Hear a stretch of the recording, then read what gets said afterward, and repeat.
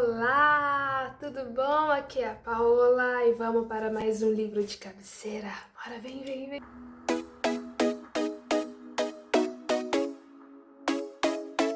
E o livro da resenha de hoje é esse Um Violino na Noite, de Jojo Moyes. Jojo Moyes, para quem não sabe, ela é autora do livro Como Eu Era Antes de Você.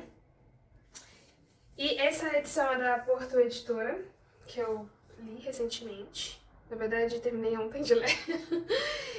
E Jojo Moyes, né, ela foi jornalista antes de se tornar escritora, né? E, primeiramente, sobre o livro, para quem gosta de ler, quem realmente gosta de ler e não tem, assim, preguiça de leitura. Por quê? Se não me engano, 325 páginas eu li e não tinha acontecido nada.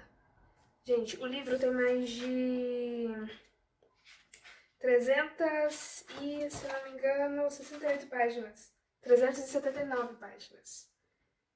Só foi andar a história acontecer a partir da página 325. Então é pra você que realmente gosta de leitura.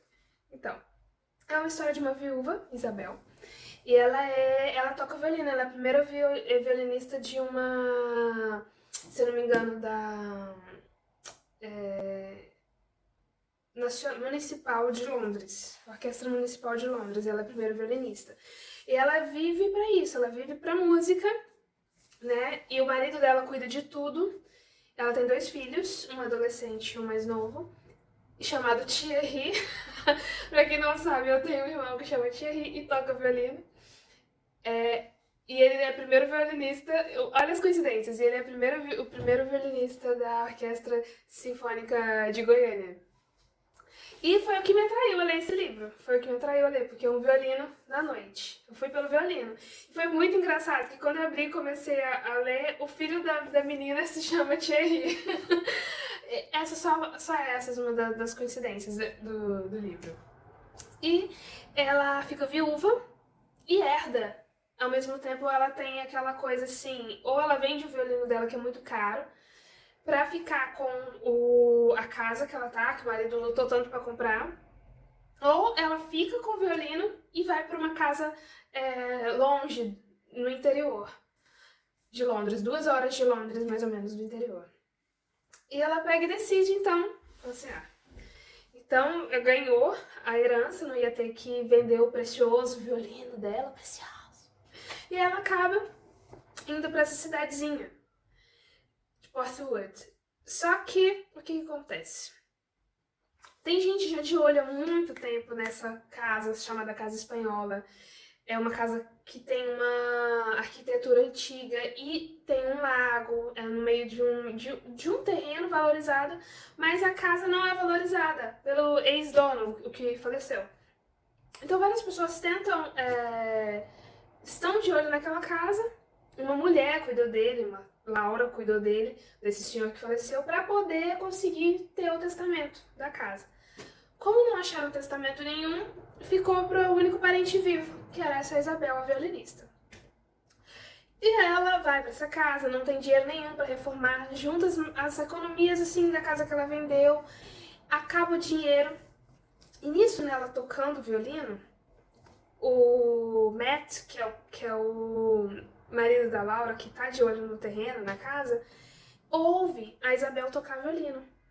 E fica encantado, se apaixona nela e começa a dar desculpa na casa, né? Tá arrumando a casa, só que ele começa a arrumar a casa do jeito que ele e a esposa tinham planejado, sem a Isabel saber. Então ele começa a arrumar as coisas assim, do modo dele, que ele tinha planejado, mostra pra ela a planta de um arquiteto que olhou. Então assim, né, ele começa a tentar encantar ela, que tá querendo mesmo trabalhar naquela casa.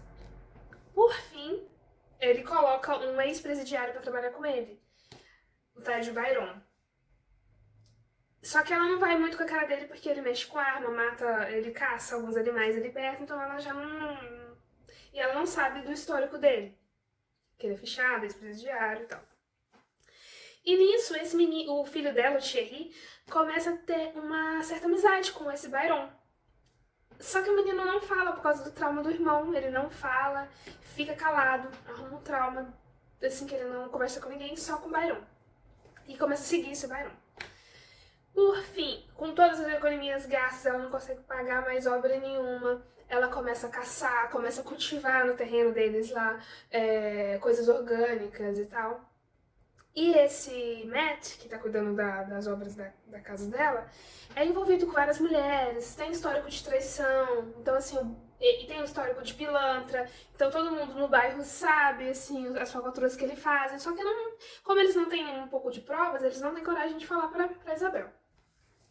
Por fim, a Isabel, ela começa a achar estranho com os modos dele e tal, ela acaba que um dia ela dorme com ele, né? E assim, foi mais por causa do luto, daquela coisa assim, frágil que ela ainda tá, ela vê que foi burrada, que ela fez, foi dormir com ele, né?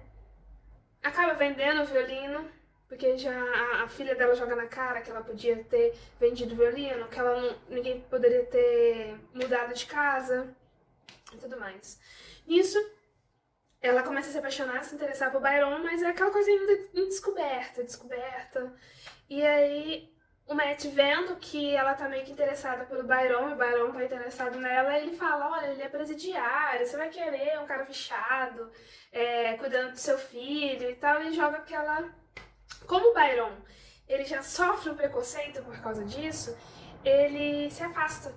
Ele se afasta dela, assim, tenta não chegar, e ele tá até sem lugar pra dormir, ele dorme debaixo lá na caldeira da casa sem saber. E o Thierry descobre, acaba falando pra mãe, e a mãe chama ele pra dormir lá.